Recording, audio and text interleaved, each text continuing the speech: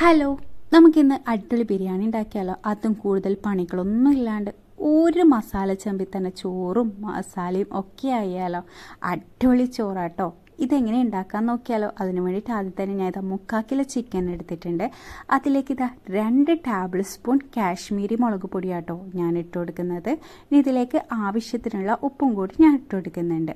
അതും കൂടി ഇട്ട് കൊടുത്ത് ഇനി ഇതിലേക്ക് 1 ടീസ്പൂൺ ഇഞ്ചി വെളുത്തുള്ളി ചതച്ചതും കൂടി ഇട്ട് കൊടുത്ത് നല്ലപോലെ ഒന്ന് മിക്സ് ചെയ്ത് ഇതൊന്ന് ഞാനൊരു അരമണിക്കൂർ ഞാൻ മാറ്റി വെക്കുന്നുണ്ട് കേട്ടോ. അരമണിക്കൂറിന് ശേഷം ഞാനിത് ഒരു വലിയ കടായി എടുത്തിട്ടുണ്ട് കേട്ടോ. ഈ കടായിൽ തന്നെയാണ് ചോറും കൂടി ഉണ്ടാക്കുന്നത്, അതുകൊണ്ടാണ് വലിയ കടായി എടുത്തിട്ടുള്ളത്. നിങ്ങൾക്ക് വേണമെങ്കിൽ നോൺ സ്റ്റിക്കിൻ്റെ ഇത് എടുക്കാം കേട്ടോ, പക്ഷെ ഞാനിതാട്ടോ എടുത്തിട്ടുള്ളത്. ഇനി ഇതിലേക്ക് ഏകദേശം കപ്പ് വെളിച്ചെണ്ണ ഒഴിച്ച് കൊടുക്കുന്നുണ്ട്. എന്നിട്ട് അതൊന്ന് ചൂടായി വരുന്ന ടൈം കുറച്ച് കറിവേപ്പില ഇട്ട് കൊടുക്കുന്നുണ്ട്. ഇനി ഇതിൽ നിന്ന് നമുക്ക് ചിക്കൻ ഫ്രൈ ചെയ്തെടുക്കാം കേട്ടോ.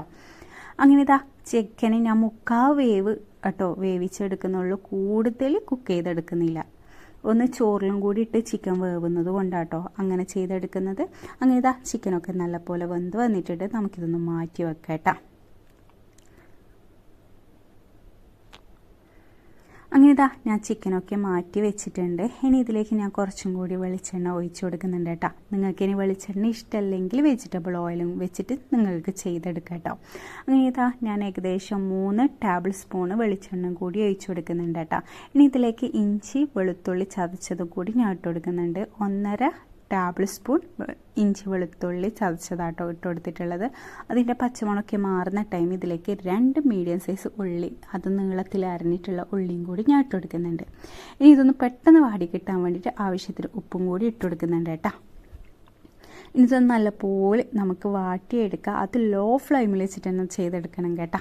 നിങ്ങൾക്ക് എൻ്റെ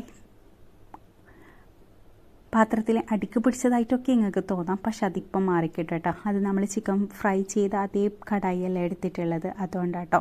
ഇനി ഇതിലേക്ക് ഞാൻ 8 പച്ചമുളക് എടുത്തിട്ടുണ്ട്. നിങ്ങൾക്ക് കൂടുതൽ എരിവ് വേണ്ടെങ്കിൽ നിങ്ങൾക്ക് പച്ചമുളകിൻ്റെ എണ്ണം കുറക്കുക കേട്ടോ. ഇനി നിങ്ങൾക്ക് മുളക് ചതച്ചിട്ട് ഇടാം, ഞാൻ പക്ഷെ നീളത്തിൽ അരിഞ്ഞു കൊടുക്കുക കേട്ടോ ചെയ്തിട്ടുള്ളത്. പിന്നെ ഉള്ളി നല്ലപോലെ വാടി വന്നിട്ടുണ്ട്. ഇനി ഇതിലേക്ക് ഞാൻ 5 മീഡിയം സൈസ് തക്കാളിയില്ലേ അതും കൂടി ഇട്ട് കൊടുക്കുന്നുണ്ട് കേട്ടോ.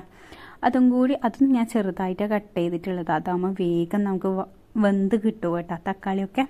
അതും ഇട്ട് കൊടുത്ത് നല്ലപോലെ ഒന്ന് മിക്സ് ചെയ്ത് ഞാൻ അതൊന്ന് മൂടി വെച്ച് വേവിച്ചെടുത്തിട്ടുണ്ട് കേട്ടോ. അങ്ങനെ തക്കാളി ഉള്ളിയൊക്കെ നല്ലപോലെ വാടി കിട്ടിയിട്ടുണ്ട്. ഇനി ഇതിലേക്ക് നമുക്ക് പൊടികൾ ഇട്ട് കൊടുക്കാം.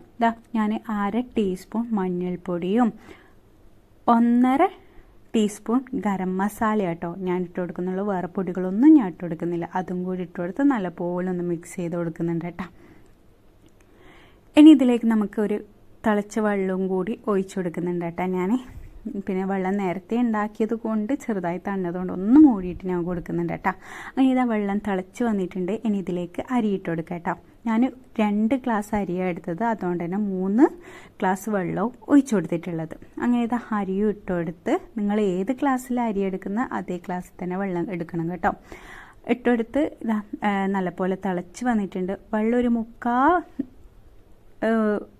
അരി ഒരു വെള്ളം കുറച്ചൊന്ന് വറ്റുന്ന രീതിയിലാകുന്ന ടൈം ഇതിലേക്ക് മല്ലിച്ചപ്പ് ഇട്ട് കൊടുക്കുക. എന്നിട്ട് നമ്മൾ നേരത്തെ ഫ്രൈ ചെയ്തിട്ടുള്ള ചിക്കനില്ലേ അതും കൂടി ഇട്ട് കൊടുത്ത് നല്ലപോലെ ഒന്ന് മിക്സ് ചെയ്യാം. ഏകദേശം നമ്മൾ ചോറിൻ്റെ അടുത്തായിട്ട് വെള്ളം വരുന്ന ടൈമാട്ടോ ഇങ്ങനെ ചെയ്ത് കൊടുക്കേണ്ടത്. ഇനി കുറച്ച് ഗീയും കൂടി ഇട്ട് കൊടുത്ത് നമുക്ക് ലോ ഫ്ലെയിമിൽ ഈ ഒരു ടൈമാട്ടോ ഞാൻ ലോ ഫ്ലെയിമിലേക്ക് തീ മാറ്റി വെക്കുന്നത്. അങ്ങനെ ലോ ഫ്ലെയിമിൽ വെച്ച് ഏകദേശം ഒരു 3 മിനിറ്റ് ആകുന്ന ടൈം തന്നെ ഈ ചോറിൻ്റെ അവസ്ഥ ഈ രീതിയിലാവും. ഇത് എന്നിട്ട് ഒന്നും കൂടി ഞാൻ മിക്സ് ചെയ്ത് കൊടുക്കുന്നുണ്ട് കേട്ടോ. ഇതൊന്ന് നല്ലപോലെ മിക്സ് ചെയ്തതിന് ശേഷം ഒന്നും കൂടി നമുക്കിതൊന്ന് 2 മിനിറ്റും കൂടി മൂടിയിട്ട് വേവിച്ചെടുക്കാം. അപ്പോഴത്തേക്ക് നമ്മളെ കിട്ടിയില്ല ബിരിയാണിൻ്റെ അതേ ടേസ്റ്റിലുള്ള ചോറ് റെഡിയാവും കേട്ടോ. അങ്ങനെ 2 മിനിറ്റിന് ശേഷം നമ്മളെ ചോറ് റെഡി ആയിട്ടുണ്ട് കേട്ടോ. സംഭവം നല്ല ടേസ്റ്റ് കേട്ടോ. നിങ്ങൾക്ക് വേണമെങ്കിൽ ഈ ടൈം മല്ലിച്ചപ്പൊക്കെ ഇട്ട് കൊടുക്കാം, പക്ഷെ ഞാൻ ഓൾറെഡി ഇട്ടെടുത്തതുകൊണ്ട് എനിക്ക് കൂടുതലായിട്ട് ആ മല്ലിച്ചപ്പിന് പുതിനച്ചപ്പിൻ്റെ ഒന്നും ടേസ്റ്റ് ഇഷ്ടമല്ലാത്ത ഞാൻ പിന്നെ ഇട്ടെടുത്തിട്ടില്ല കേട്ടോ. അങ്ങനെ നമ്മളെ ചോറ് റെഡി ആയിട്ടുണ്ട് കേട്ടോ. എന്തായാലും ഒന്ന് ട്രൈ ചെയ്ത് നോക്ക്, സംഭവമില്ല അടിപൊളി കേട്ടോ. നിങ്ങൾക്ക് തൈരും സാലഡൊക്കെ വേണമെങ്കിൽ അതൊക്കെ സെറ്റാക്കാം. പക്ഷെ എനിക്കതിനുള്ള ക്ഷമയില്ലാത്തത് കൊണ്ട് ഞാനിത് വേഗം തന്നെ കഴിക്കല കേട്ടോ. കൈയൊക്കെ പൊള്ളൊക്കെ ചെയ്യുന്നുണ്ട്, അതൊന്നും കാര്യമാക്കാണ്ട് പിന്നെയും ഞാനിത് വാരി തിന്നുന്നുണ്ട് കേട്ടോ. അപ്പോൾ പിന്നെ വീഡിയോ ഇഷ്ടമായി ലൈക്ക് ചെയ്യുക, അതേപോലെ സബ്സ്ക്രൈബ് ചെയ്യാണ്ട് കാണുകയാണെങ്കിൽ ഒന്ന് സബ്സ്ക്രൈബ് ചെയ്ത് സപ്പോർട്ട്